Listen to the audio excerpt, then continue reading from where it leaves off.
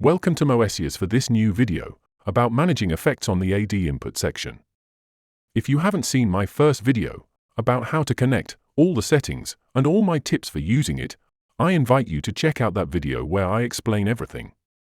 For today, let's focus on the effects. What kind of effects can you use with a microphone as an example?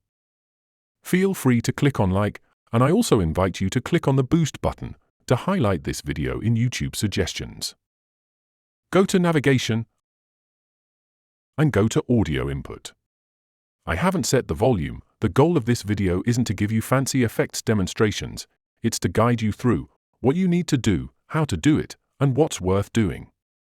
Especially for live performance, but it can also be useful for home studio using. We have seen in the first video that if we use the effect sends here, we're using the performance system effect. It will change depending on each performance. That might not be the best option for some effects. If you don't want to bother you can obviously do it in this way, of course. You'll see, I'll show you later a trick that will let you keep the same insertion effects choices and settings and system effect sending for all your performances. Keep also in mind that if you are using two assignables out for a Montage M, or if you send to your computer through the USB ports, that you will no longer pass through the system effects. So how can we handle that as well? On a computer, it's very simple, and that's a good thing, rather than having to tell yourself at some point, I set too much reverb or not enough. It's better to handle this if you're recording in a sequencer software, within the sequencer software itself, and record what we call dry, without effects. You can always add them later in the sequencer software, like I have shown you in one of my ESP project video. They won't be recorded on the audio track. If you send it to the assignable output on the Montage M, the general using is to go through a mixing console, so you'll manage the effects with the mixing console. But you have other options. I'll go back to the main LR. I'll leave it at 0. That won't bother us. Let's go to this second screen here, which is routing. And here you can see the digital in also. The first thing to understand is that the digital in goes directly to the reverb and variation system effects. Digital in does not pass through the insertion effects. For the AD input, you can use two insert effects. This is what will let you really customize things, performance by performance if you want. If you want a megaphone type effect, or to use a dedicated chorus effect when you've done choirs for the band, you can definitely do that. And there you'll have two effects to choose from. This video goal is to explain to you what you can do with these two effects. For those of you who know how insert effects work with AWM2 parts, you may know that you have settings for routing from insert A to B, from B to A, or in parallel for the AWM2 parts. Here with the microphone, you don't have that, since there's only one input. This type of setting on the AWM2 parts is useful for multiple oscillators or elements using. That setting doesn't apply here, since you only have a single input, which is the AD input. You can also control the reverb and variation send from here, and adjust them later if you want. Well, often with a microphone using, you'll add reverb. Here, I've set it to insert B. You can set it to insert A if you like. You have these reverb type choices, because these are at insertion effects level. You don't have all the system effects choices, like the shimmer reverb. On stage, as example, an SPX stage choice is great. Or you could add special effects if you want, like a reverse or gate reverb. To adjust your reverb, just go to Insert B slot. There are various presets available, and you'll be able to fine-tune it. In my first AD input video, you heard the difference between the microphone I'm using to talk and the mic I had connected to the AD input. That doesn't mean the microphone isn't good. We use it on stage, it's very good. But behind the scenes, you still need processing, not just effects, specifically EQ and compressor.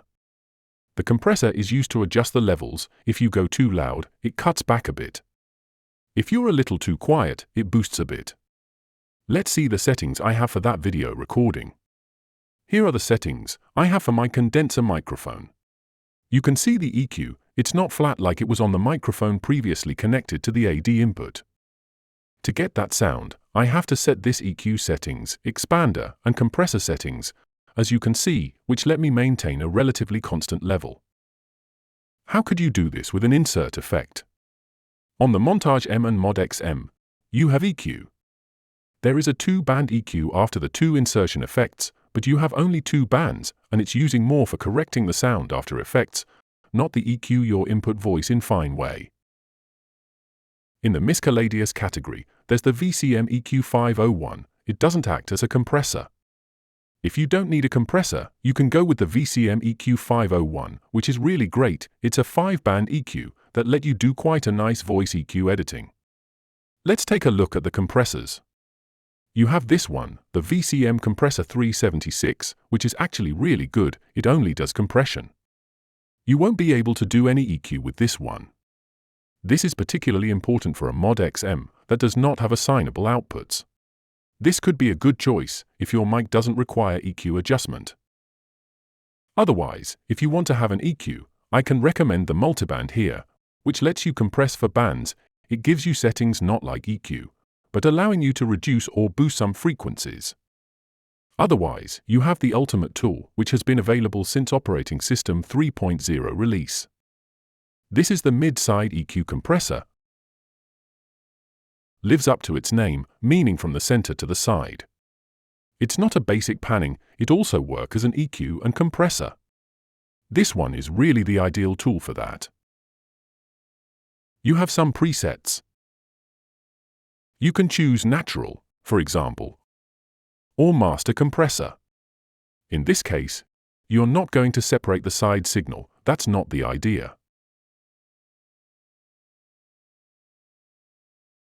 The idea here is to have a compressor that will let us adjust the level within a proper range. And here you have a great equalization, really good if you want to adjust your voice. You'll have to tweak it. It'll depend on your voice. It'll depend on your microphone. If you want a delay at the same time, there are only 2 insert effects here. You won't be able to do that here. You might have to place the delay as variation effect. If you don't need it for the parts, you set the part send to 0, and you'll send the microphone variation send at your taste. But as a reminder, if you're routing the AD input to an assignable or a USB bus, it won't work. And then a question will come up, you did that for one performance. You've got a great setup, you love it. How to get that for all your performances? Don't forget to subscribe and click on the bell icon to get notified when I release a new video. If you want some guidance, whether you're just getting started or looking to deepen your Yamaha synthesizer or stage keyboard knowledge, you can ask me for a Moessieurs Master Class. It's online through Zoom. What I'm offering isn't just features explanation. It's also a working method to optimize your instrument using, complete with all the tips I use, both on stage and in the studio. You'll find all the information you need to contact me in the video description. Do you need to done this AD input settings on every performance? No, you won't have to. Of course, let's store the performance with the Store button to save these settings. Let's go to Utility and go here to Effect Switch. If you really don't want any system effects, Master FX, or Master EQ at all, you can disable them. That will apply to all performances. But that's not what you're looking for. Here, you have the global AD setting. Let's enable it. I'm still on my performance, where I have set all my effects. Just to remind you, I'll switch back to it there. And specifically, we'll use our settings here. You can see them very clearly. You can also see the settings that are there. Since I enabled global AD, be careful. You will not see the independent send and reverb send controls. They are no longer there in view, but they are still active on the value you have set before the global AD activation.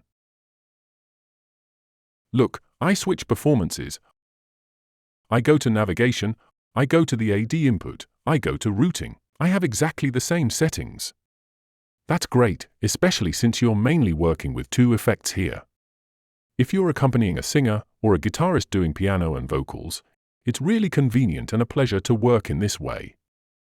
The thing to keep in mind is that, every time you turn off your MODX M or your Montage M, the global AD setting will no longer be applied. It's not complicated. You know which performance have your great AD input settings. You power on, switch to this performance. You can even set it in utility to be your default performance on powering up. Go to Utility and navigate here, set the global AD activate. And now, it will work until you turn off again your MODX M or Montage M. And you'll do it again next time. It's not a complicated process to set up. We've seen how to shape the microphone sound, choosing great effects. A reverb, with as example the SPX stage, using a compressor and or EQ, using the system effects or not. See you very soon for a new Moessieurs video. That's video ending. I hope you enjoyed it. I hope you found the content interesting. Feel free to click on like, and I also invite you to click on the boost button to highlight this video in YouTube suggestions.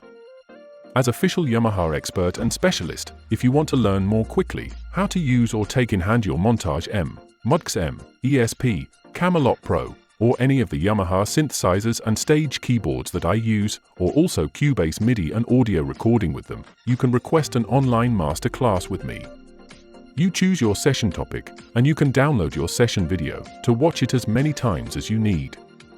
If you are a Moessieurs YouTube community member, you will get 15 minutes extra time for each session. How to become a member? Just sign up on YouTube. It's a monthly subscription of €3, and you'll get more than just the 15 minutes extra time. You'll get to see all my videos in preview, without ads, almost 1 month in advance, as well as my private videos without ads too. Don't hesitate to join the Moessieurs YouTube community. See you soon for a new Moessieurs video.